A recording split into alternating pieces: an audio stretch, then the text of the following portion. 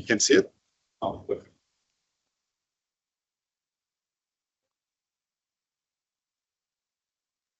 Thank you, guys, for being here today. It's a big event for us to be able to organize that, and hopefully you're getting something out of the presentations that we're doing. My presentation is going to be different. I will have a few show and tell and some exciting things for the AI, but I also want to talk a little bit about my journey into how I arrived today. And a lot of it has to do with, some of those brilliant people that are presenting today, and then you can see how much they care about the craft that they do and how they work. So it's about mastering your craft, being a professional, being paid to do something, but do it at a very high standard and do it very well. So it all started when I was 8 years old, when my uncle gave me that as a little present for my birthday. So a few people laughed, probably at the same age as me. This is a Sega Master System 2. It's an 8-bit console. My parents couldn't afford it, so they didn't buy it for me, and I got it as a little present. And it was my first introduction to computers in general, right? My favorite game was Sonic the Hedgehog. I can finish this stage in 30 seconds. I can still do it there today. And the reason why I could do that is because I played it so many times until I found a glitch in that specific stage.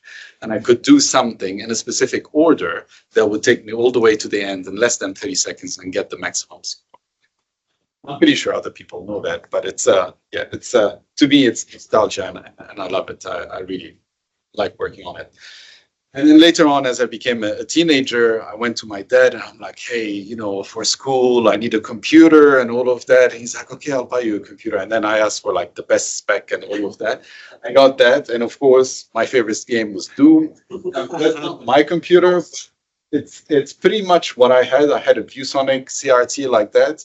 I had Command and Conquer, SimCity, and Warcraft 2. Those were some of my favorite games. And mine was a DX266. I could not afford a DX4 100, so it was a cheaper version of the computer.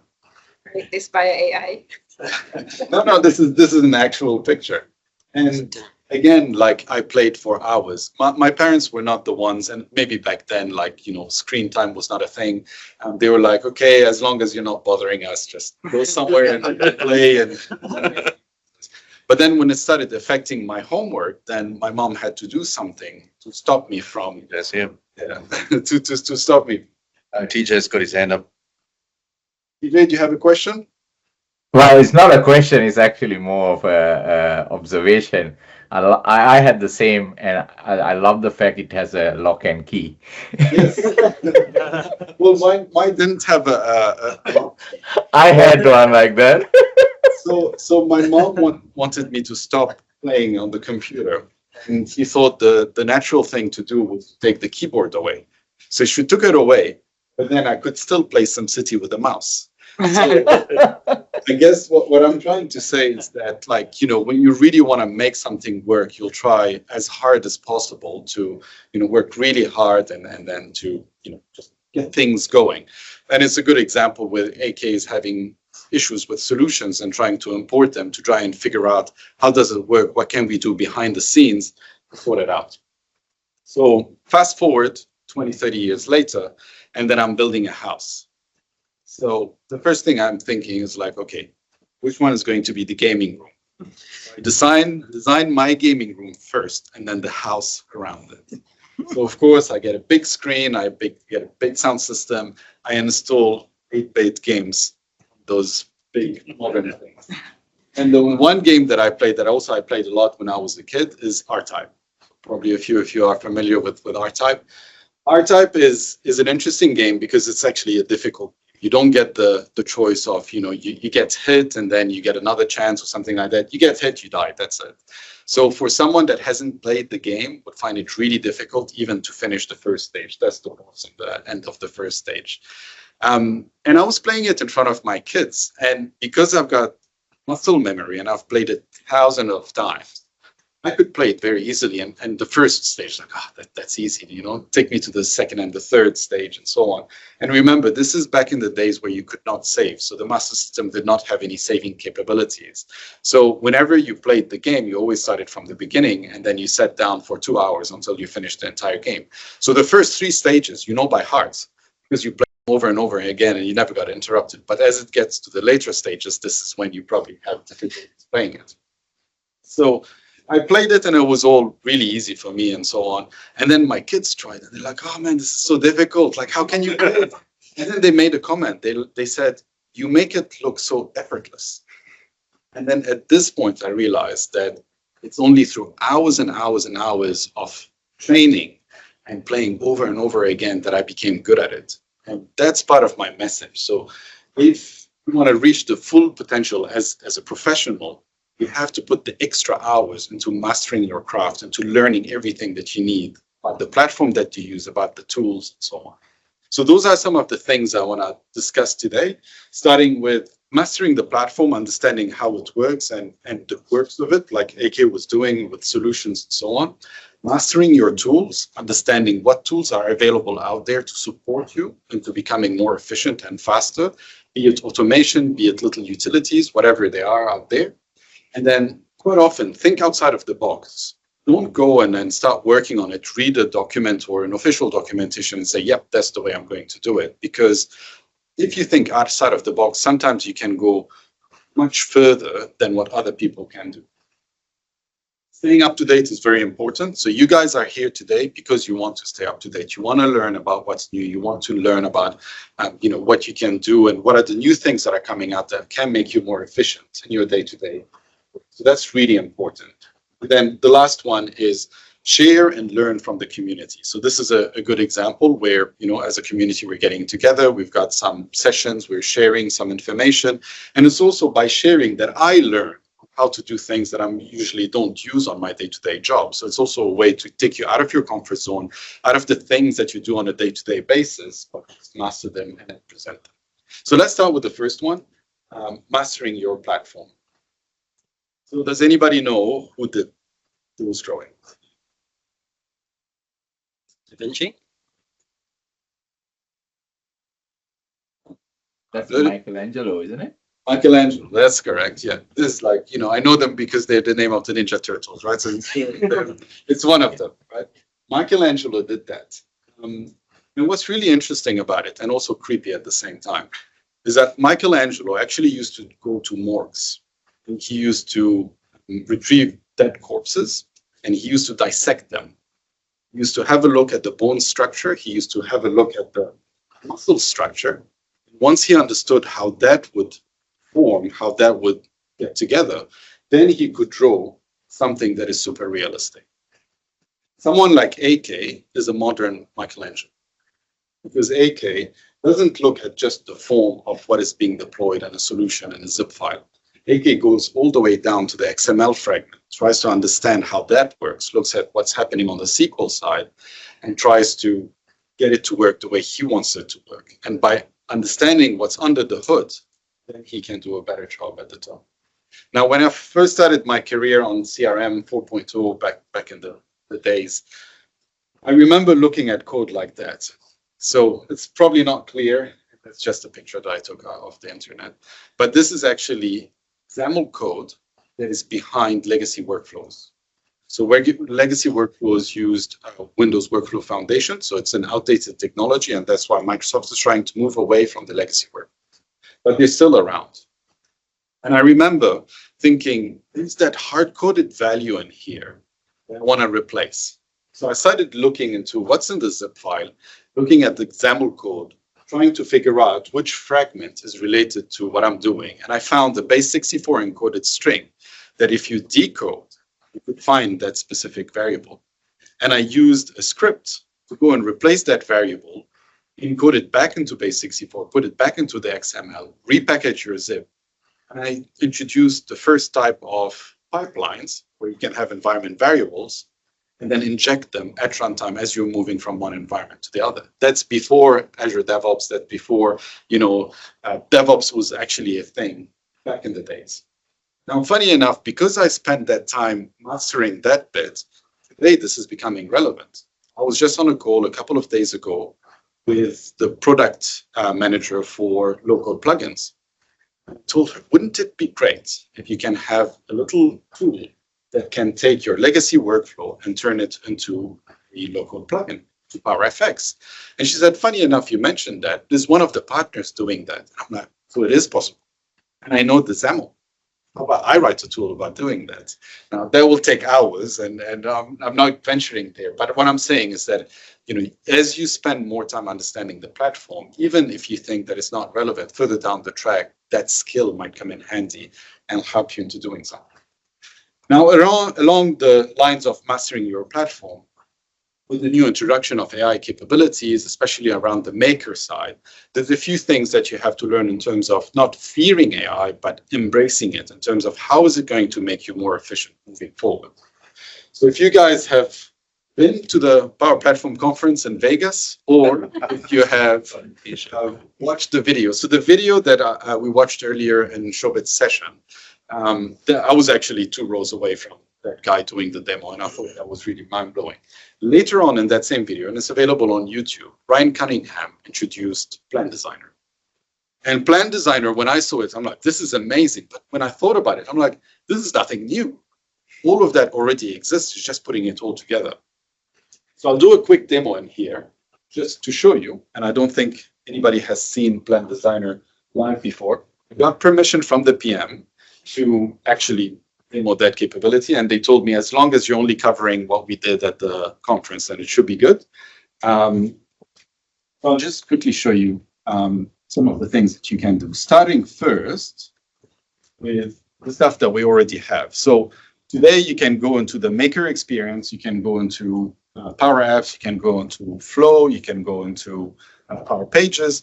You always have that familiar prompt in here where it tells you, what do you want to do? So let's say in here, we want to build a little application for pet adoption, right? So I just tell it in simple words what I want to do, and I click on that. This is an existing functionality. It's available in most environments. So when I do that, it tries to understand using natural language what I'm trying to achieve, and it will try to generate a data model, and it will tell me, sure, this is what we think it should look like. You can give it some feedback to change it if you don't like it. And then if you want to, you can create a Canvas app or a model-driven app to follow up on that. So this is the data model, very simple. Yep, okay, I'm happy with that. And then save and open app. And you can say do a Canvas app or do a model-driven. Pretty straightforward. It's existing today. The second one is going into Power Automate. And in there, you can also use natural language and say, hey, can you build something for me? So in this example, we're going to say, I want to send an email and then get approval for a specific topic. Click on generate. Again, using natural language, it tries to understand there's an approval process, there's an email. It tries to look at all the connectors. We'll do a trigger based on Power App and then, do an approval first and send an email. Wrong order, but, it understood roughly what I was trying to do. Power Pages. So again, same consistent experience that we're getting across it. Then you go and say, same thing as we did before.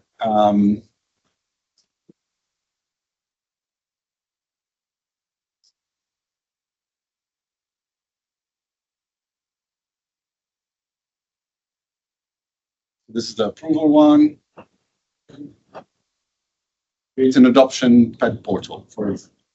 I click on next, and actually that little portal that was available down there, that was built using that specific capability. And as Martin was saying in the morning, quite often without having AI, if you want to build that, it would take you weeks. It would take you, maybe sometimes months to actually get it to work.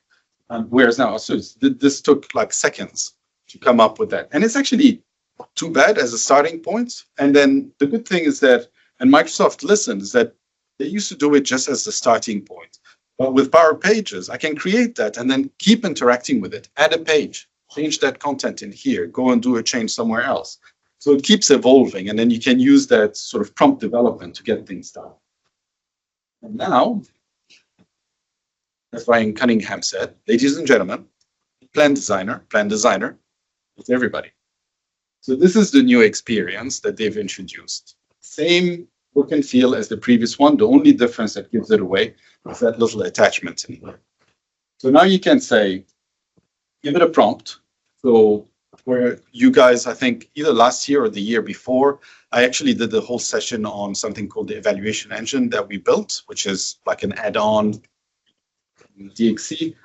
And I was like, okay, maybe Plan Designer can build it for me, can build the schema for me, and then get it all sorted. So in here, I'm giving it instructions in terms of what I want to do. I want to have a capability that would have rules. Rules will have actions, and then it will be able to put all of those things together and get them to work.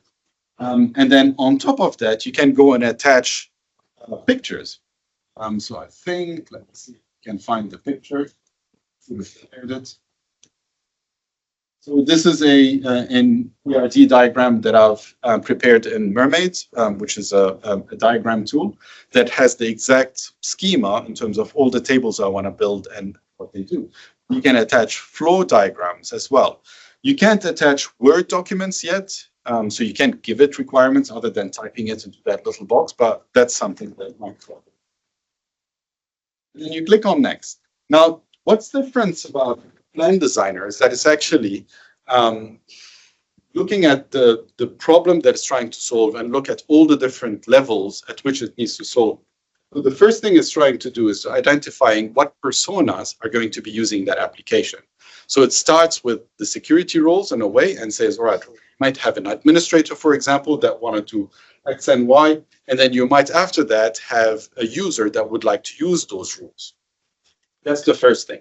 You can interact with it and say, actually, I want a third one, or actually, I want to modify what the administrator is doing and so on. Once you accept that, then it goes to the next level. And the next level is the data model. So the data model is going to be defined based on the natural language that we entered, but also the ERD diagram that we fed into it. Again, this is very similar to what we saw previously, where you go to the maker experience and Power Apps and you say, I want to build pet adoption, and it creates a data model for you. It looks at the generation, the different links between them, the cardinalities, and it tries to generate a data model that will work with the security roles that you've defined earlier. So this is really good. And then the third one, it starts farming it out to other agents, and it starts building your UI. So a Canvas app, a model-driven app. This is what it's limited to at the moment, but in the future, I'm pretty sure it will introduce some additional capabilities like Power Pages and so on. Again, if you think about it, nothing really new other than taking existing technology, putting it all together into one place and giving you the Plan Designer that allows you to generate all of that. So if I click on Show Details in here, you'll notice that it's going to look very familiar to what we've done before. And it's going to have that same experience where you can go move things around and then say, yes, I want this, or I don't want that. You can go into each one of them, view into the content that it has.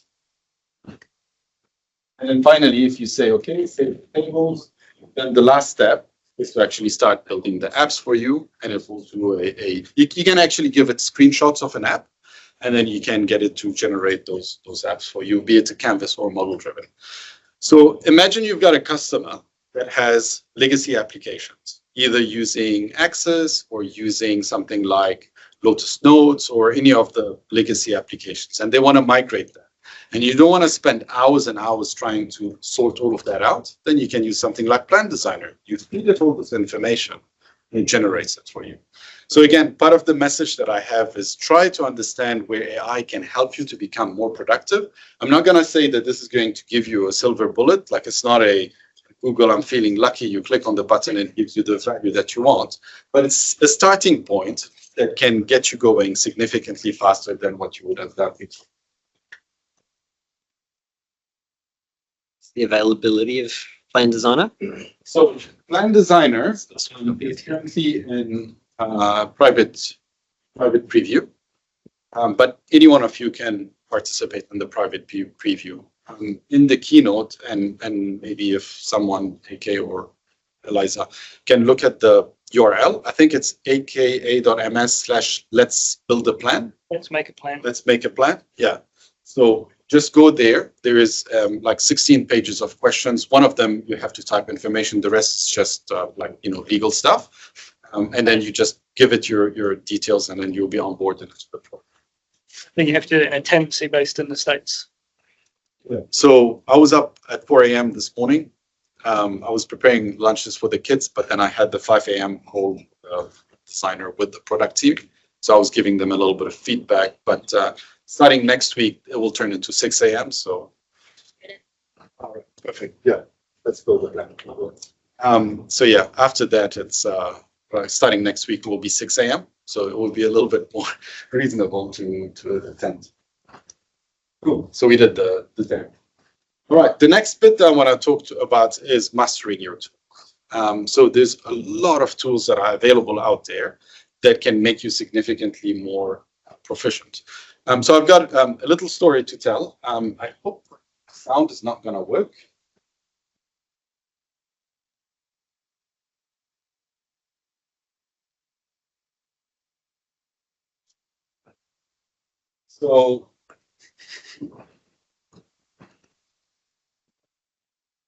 So this guy is Steph Curry, right? Where he was dribbling the ball and the ball went sideways. And he's like, that's not me. I know how to dribble a ball. That's what I do for a living, right? And he started showing them how, dribbling here is okay. And doing it on the other side, see? That's not working. This is okay. The one next to it is not okay. He could figure out that there is like half a centimeter on the floor that was not right. And that's because he's excellent at what he does. He did it a million times, and it cannot be him. Lydia Ko, she's our national treasure, right? Again, it's about working really hard and mastering your craft. Now, the reason why I have a golfer in there is because when I first started my career, I was talking to one of my directors, and he was an avid golfer. And I'm like, what is it with those like golf clubs? Like, why are they so expensive? Like, you can buy a whole set for, I don't know, $100, but you can also like spend $10,000 on it. And he said, look, if you're a bad player, you'll be a bad player no matter what tool you have. But then what he did say is that if you're an excellent player, that expensive club can give you a 5% advantage and make you even better. And that's why, to me, having the right tools around is very important. So be it, the tools that I use on a day-to-day basis. So I'm very particular about the mouse that I use, about the clicker that I use, about the extra screen that you guys saw that I use, because that gives me the 5% advantage that I need to do my work excellently. At home, I've got a mechanical keyboard. Actually, Lynn is not on the call, but he's the one that encouraged me to get a mechanical keyboard. And then it's so nice when you type. It's like typing on a Rolls Royce that I actually just want to type. So whenever I have a project, I'm like, hey, I'm going to be typing. So I really enjoy that. So try to get those things, master them, but also try to understand what other tools, so technical, can help you on your day-to-day basis. I like that quote by Michael Caine. So the rehearsal is the actual work, but then the performance is the relaxation. And that's so true, because you spend so much time trying to understand what's happening under the hood, trying to understand, mastering that skill, doing it over and over and over again, that the moment you go live, the moment you're in front of a customer, the moment you're actually performing, it's the easy part. You've got that. That's, you can do it with your eyes closed. And that's why it's so important. As AK was saying, the moment you've done all your study on your segmentation and you know it's going to work, the actual deployment, you just click a button, you know it's going to work because you've done the rehearsal, you've done everything you need. So a very good friend of mine that I admire immensely once had that quote, and he said, if you're not working with the XRM toolbox, you're just working. You guys know who that is? Yes, that's Jonas Rapp. I admire him a lot because he actually had a stroke a couple of years ago. And I saw him at the Power Platform conference. Actually, no, I saw him at the summit, and I've got some pictures of that. And he recovered. He's working really hard to just get back out there and then do whatever he likes doing. He has his podcast with Daryl Labar as well and some others. But it's so true. He took whatever Tanguy Toussard, the French guy that started XRM Toolbox, and took it to a completely different level. So if you've used Fetch XML Builder, the custom AI tester, all of that is his work. And it's really providing you with those tools that can make your day-to-day life significantly easier. So I came up with my own, and I said, if you're not working with the PAC CLI, then you're working too hard. And that's me in 2024, right? And that was actually my introductory slide at the Power Platform Conference in Vegas, where my entire session was around the PAC CLI. And this is something that I used, but not extensively. So I didn't understand like to what degree you can use the PAC CLI. I knew that it had a few elements here and there that would be useful and so on. But then as I was preparing for that conference and getting everything ready, I realized actually 22 different capabilities that are available in there. And then I managed to create a whole story about everything that you can do with the PAC CLI. So take that scenario, for example. AK, I'm referring a lot to you, AK, sorry. But like your topic was really exciting to me. And then it fits very well with that PAC CLI story. So with the PAC CLI, you can create a solution without an environment. You can go PAC CLI, solution, whatever that is, in it. And then you say what the publisher should be, and it creates the XML fragments that you need on your drive, on your local drive. You can go and edit that XML fragment, and then you can do a PAC CLI solution pack that will turn it back into a zip file. You can then create a PAC CLI environment and then create an environment that doesn't exist. And you can do a PAC CLI solution upload that would take that solution that you just created locally, code first with XML fragments, and pushed it up into a brand new environment. And then you can delete that environment. So imagine the power of what you can do just with a command line. And then once you've got all of that scripted, then you can write one script that can do all of that for you and then get the things going.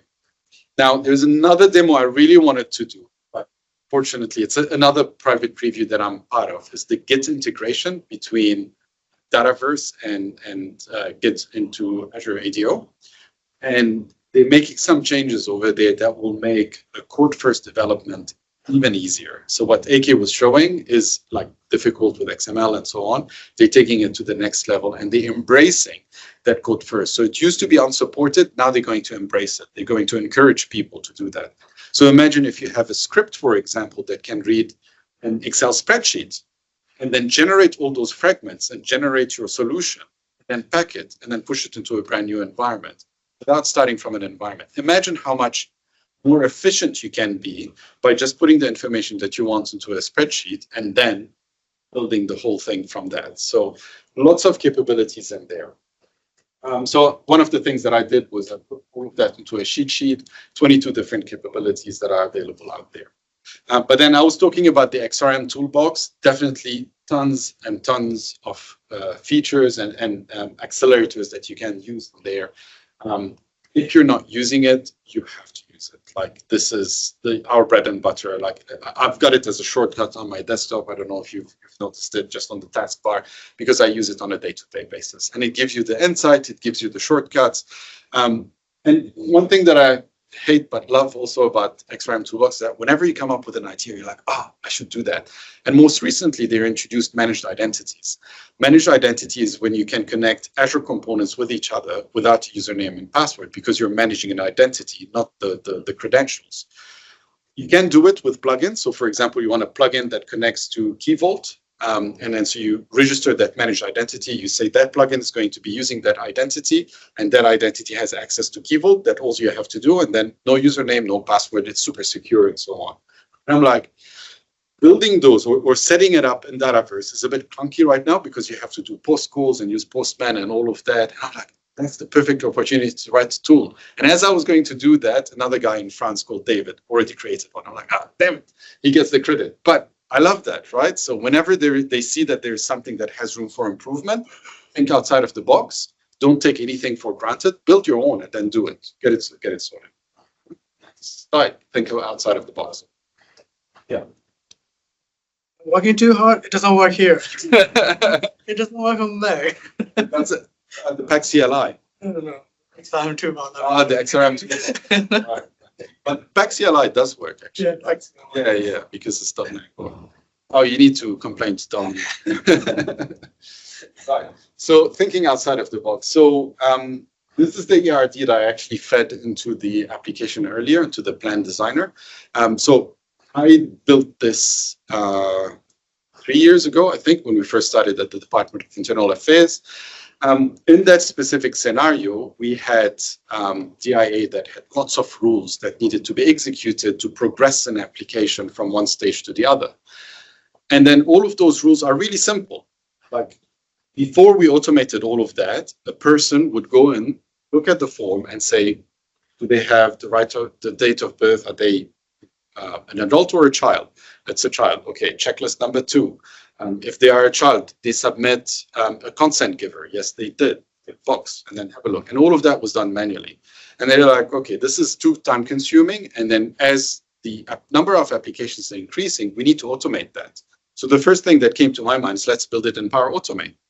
But then doing that in Power Automate can be really complex. Figuring out where the rules are is difficult. As the rules get complex, the Power Automate get complex. And they wanted something that is low code. And that's when we came up with the idea of building an evaluation engine. So the evaluation engine is a structure that goes and fetches information from Dataverse or from your Dynamics 365 instance. And then it has a bunch of rules. So it marries the data with the rules and it comes up with an action on what to do next. And then all of that is data driven. Because the rules are, those are all tables out of the box, well, not out of the box, but custom tables that we've built in Dataverse. So you feed it the information as data.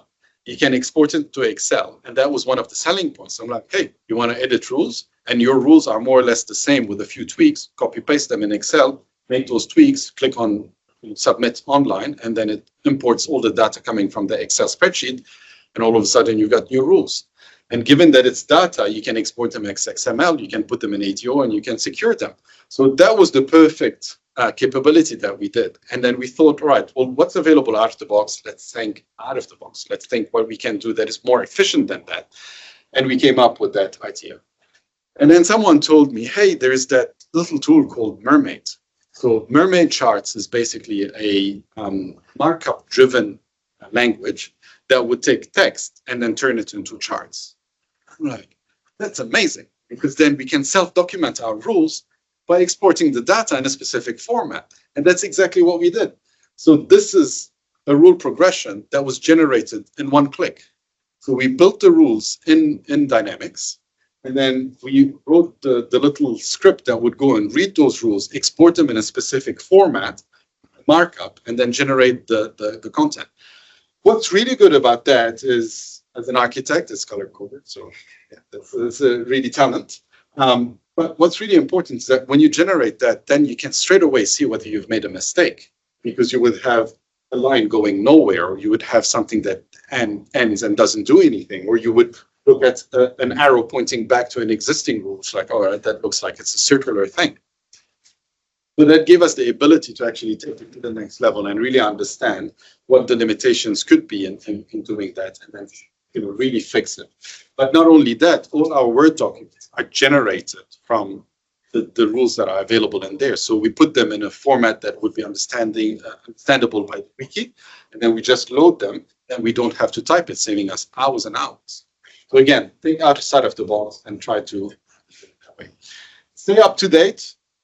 There's many ways that you can do that. There's that quote, I think in the morning, Martin was talking about Elon Musk. I don't know if I'm a fan of Elon Musk or I hate them. My wife definitely hates him. She thinks he's a schmuck. One thing that he was saying is that if your competitor is working 40 hours and you're working 100 hours, then you're going to be twice as efficient as your competitor. I don't abide by that, because I don't think working 100 hours is going to be healthy. And I think your productivity will significantly decrease after you reach a specific limit. But I do agree that if you do put extra hours into it, then you're going to have an advantage that other people can't have. And the way I've learned that is when I was a kid, a teenager, I was a poser, and I was like, go play in front of a big crowd, and I want to be a rock star and all of that. So I started playing the drums, but I was too lazy to practice. And then I went to a drum teacher. I'm like, make me awesome, because I want to impress the girls and all of that. And then the teacher told me, look, I really have to put the effort into it. You really have to practice. And he told me, do 1 hour a day, only 1 hour. If like push comes to shove, just find an hour and do that 1 hour. And what I realized is that later in life, I was like, whatever. And then I didn't do that. But then what I realized later in life, that actually having that just 1 hour of dedication is what will take you to the next level.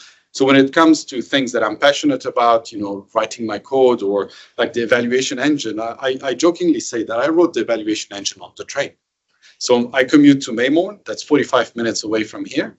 And that's the most productive 45 minutes of the day. And I do that twice a day, right? Coming in and then going back.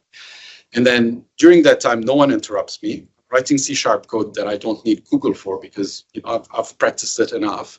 And it's really that 45 minutes, hour and a half per day that I'm putting into my skill and then just practicing and learning something new. And it really takes you that next level of getting the things that you want.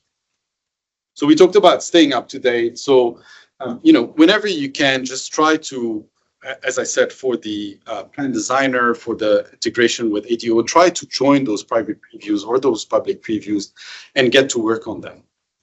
One thing that we're doing at TXC is that we do hackathons.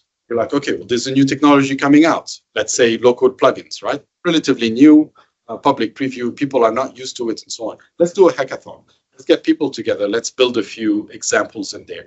And the moment they get their hands on and they, try to figure it out and they get that experience, then the next day it turns GA, and then they masters it. If they've mastered it, so just try to tap into those preview programs because eventually they're going to be the norm moving forward. As I'm doing right now, try and present topics. Pick a topic that you're passionate about, but you're not really good at, and then work towards becoming better at it, and then present it in front of an audience. And then you would have mastered it. Then they ask you difficult questions that you can't answer. That's why I'm not doing any of that today. Take online courses. I still do that today. Like I'm lucky enough as an MVP, I get access to Pluralsight, and that has hundreds of courses. So right now I'm learning about generative AI, OpenAI with Azure, and so on. Tons of courses out there. Just take those courses, learn them, and then see how you can use them for your day-to-day job and so on.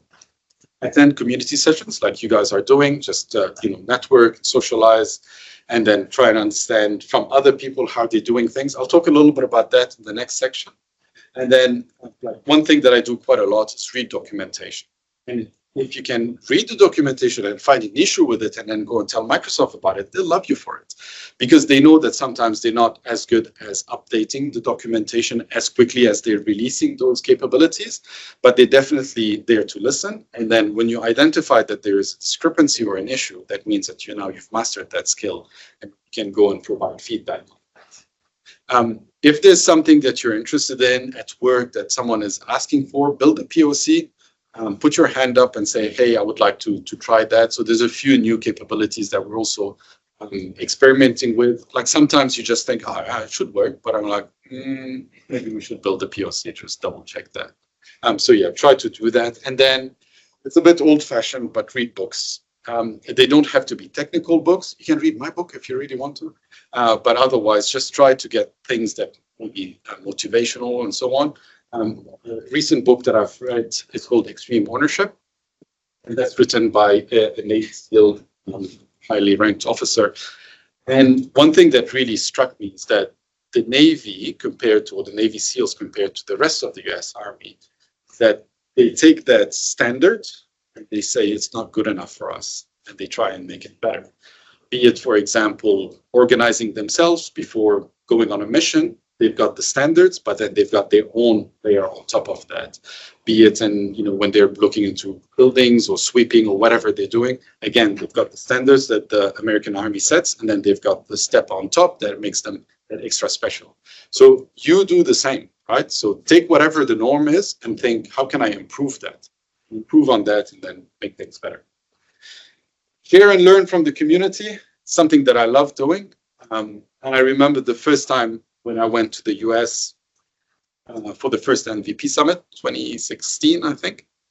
It was surreal experience for me. Again, that little geek that used to play with the DX266, that used to buy pirated versions of Windows 95 and then install it on your machine and then try to get it work. And here I am in the Microsoft campus surrounded by that city that does all of that. And I was like, I can't believe I'm there. So I got a bit emotional.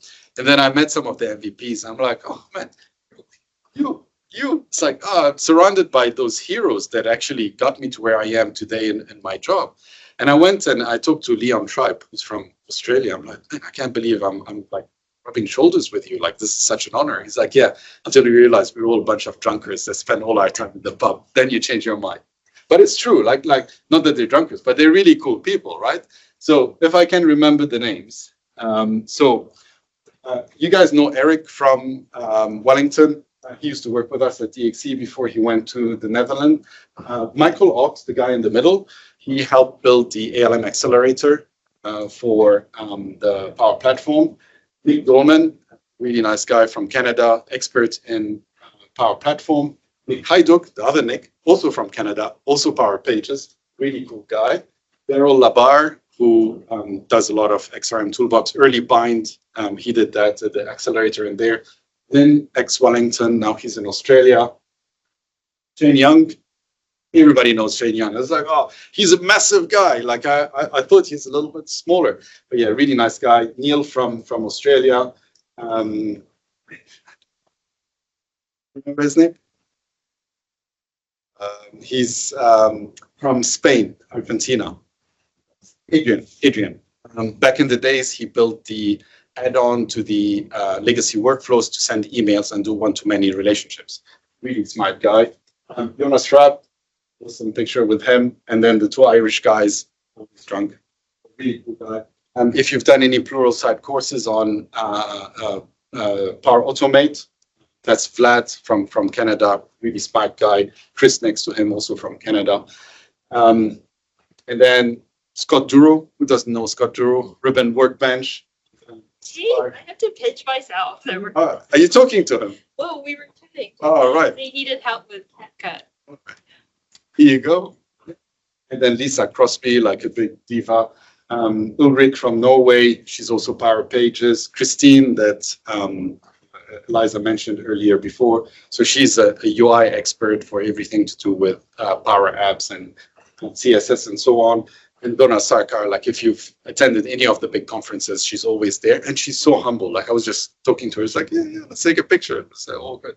So, you know, when you go to those conferences, you get to meet those people, even if you're not an MVP, like they're part of the community, just rubbing shoulders with them, asking them a few questions. And the one thing that I always try to do when I actually go to those conferences is I want to understand whether what I'm doing is on par with the others, or am I below, or am I above? And most of the time, you see someone, you've never met them before. You start talking, you're like, dude, you got the same issues that I have. And you're like, it's like I've known you for 10 years, because whatever you're talking about, I've gone through, and then you've gone through as well. And then we're facing the same issues. And we voice our issues to Microsoft so that they can make the product better and so on. But most of the time, what I realized that actually we're on par. We're doing what's the latest, what's the greatest, the best practices and so on. We're not falling behind. And just like listing some of the conferences that I attended this year. So I did a couple of Global Power Platform Bootcamp, the New Zealand one in Arabic that was really difficult for me in Saudi Arabia, the user group, the community conference in Vegas, the Canadian conference, DynamicsCon at the end of this month, NZBAS today, Low Code next week, Dfinity in 3 weeks, Digital Workspace in March, and then the Update Days Power Platform in Czechia in February.